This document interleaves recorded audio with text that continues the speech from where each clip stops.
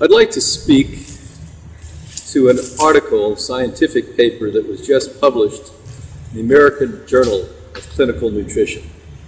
It once again continues the fraud activity that's occurring in the nutritional science industry. I want to speak to the lay public to explain why cooking food doesn't make nutrients more available and more usable. The paradigm that we seemingly are in today in nutritional science is a paradigm that is based upon molecular understanding. On the other hand, they've totally disregarded in this science the fact that when you cook a food, any food, the way it softens and becomes hot is you destroy the molecules.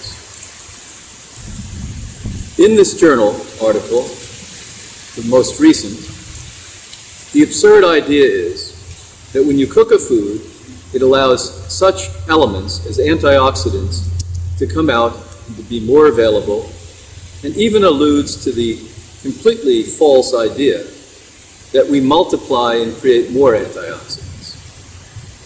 Now let's go back to the premise of matter-based and molecular science again.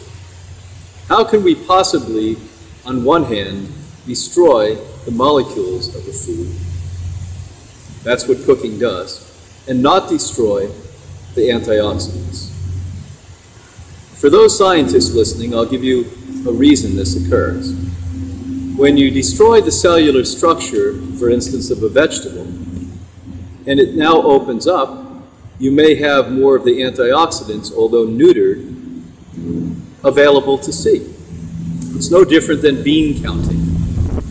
If I had 100 jumping beans, and they all stopped jumping, and I said to somebody, go count the beans, but don't tell me anything more than just the number of the beans, they would say there's 100 jumping beans.